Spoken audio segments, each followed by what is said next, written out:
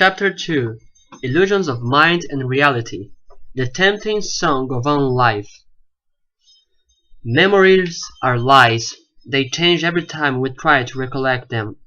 They are not guarded in our minds, waiting to answer our call with a dutiful response. No, they are will-o-wisps in the foggy swamps of our self, guiding us wherever they want. Every time we remember, we are not reading a written story, but writing a new one. And that is why I cannot, with certainty, say that the girl that lives in my memories was me. How could I, or anyone, be sure of something they remember? That girl could be someone else living inside me, telling me of a time where I had no name to call myself, where I was part of a family. Other memories rush my mind. Memories of war, of duty, of chance at the breaking down, of tender kisses and beautiful desires. All those memories blur inside me. The older they are, the harder it is to have a grasp of them. But all that raging river of recollections become a placid lake at one point.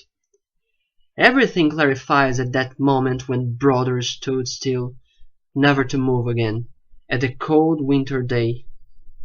I can't say exactly how brother was and how we lived, but all memories I have of him are ones of utmost kindness, love, and respect. Sometimes I remember me running, searching for him. Sometimes it's him running to me. Sometimes I remember his smiles, other times his embrace. He would name me as the pure white lotus, Byakuren. That became not only my name, but also the name of our love, our pure white lotus love, Myoren, the fresh young monk, and Byakuren. No matter what love we cherished in those old days tainted by the deceitful memories, I can see no love purer than ours. When life left brother's body, it was as if I have awoken from a very clouded dream. Suddenly all colors dulled, and my body, strong as iron, trembled. I was impotent, completely helpless against such opponent. How to fight what cannot be struck by fists, what cannot be hurt by blade or arrow? Death was the worst and less honorable of all enemies, for it was able to hurt all, yet never let itself be hurt. I cried, I screamed, I stood my fist high up in the sky, menacing all gods above and below. Only silence answered me. That silence was the mockery of reality, scolding me for my pitiful display of anger. Then, helpless, I got down to my knees and stood quietly, watching my own kind and warm brother be swallowed by the endless falling snow. I could not even bury him. Maybe because of shock, maybe because of fear, maybe because it told me that he would wake up. He had to wake up, but in the end was not able to bury him, to allow me to accept his demise. When his face was covered completely by the unrelenting white carpet, I was shaken. With nothing in mind except maybe for regret and fear, I ran away. No place I had in mind, just wanted to run, to escape.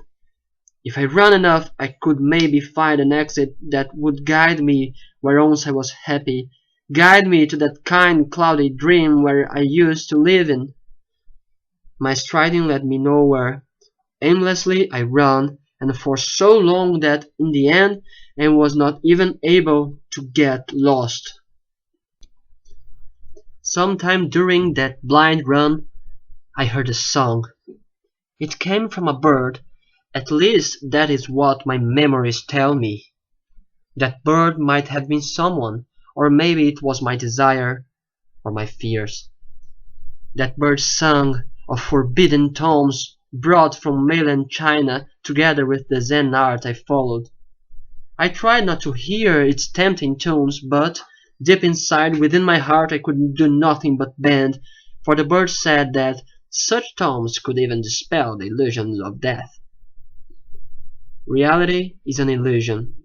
That I was taught, and that I believed.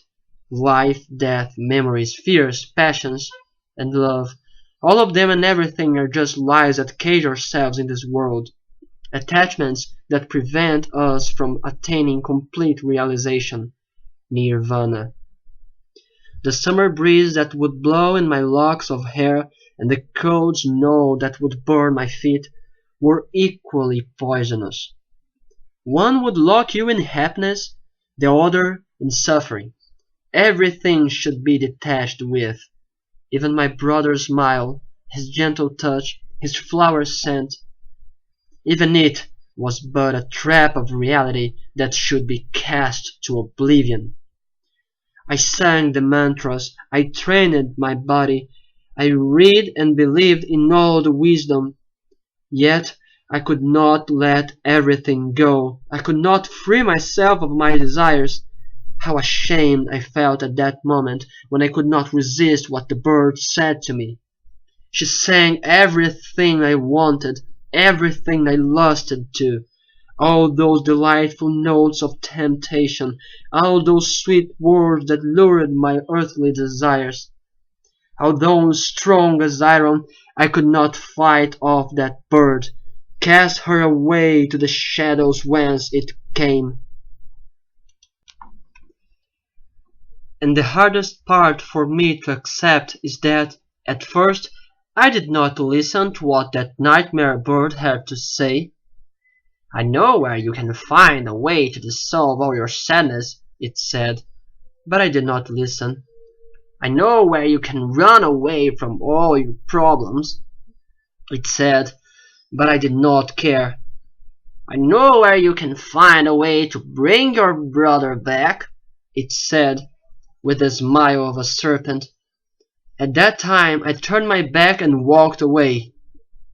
I know where you can find a way to be beyond death, it said, with gleaming smile. When I heard that, I halted and I came back to hear more. It was not the love for my brother that made me betray everything I was ever taught. It was my fear of death.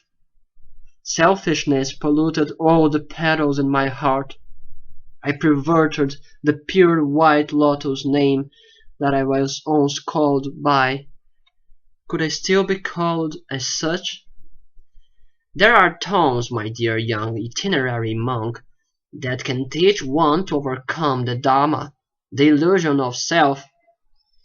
Itinerary monk, Hijiri, that is how I was called by that bird. Not a pure lotus Byakuren, but a lost itinerary monk Hijiri. They can teach you to be blind and yet to see, to be deaf and yet to hear. For the things you see and hear with your eyes and ears are not the real things, but only shadows, and shadows, my dear young itinerary monk, can be trifled with. Such tones could even dispel the illusion of death. Sometimes, when I concentrate hard enough, I can feel reality dissolving all around me. I can feel that it is indeed only an illusion, but it is as strong and unbending, and no matter how much I accept it for the lie it really is, I cannot pierce through it. If it is just an illusion, why can I just erase it altogether? Because the desire to erase reality, erase pain and happiness, suffering and joy is, in the end, also an illusion.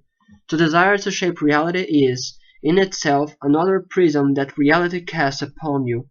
What we feel, what we taste, what we sense is just shadows. And the only way to shape shadows, the only way to mend dark, is with the forbidden arcane arts. You will teach me sorcery? My voice sounded timid and afraid. The bird smiled. The tomes may teach you how to toy with the shadows of the world. Would you get a hold of them?" The question following was inevitable. "And where can I find those tomes?" Which the bird replied, "Just follow my song, Lost Hijiri." And the bird flew away.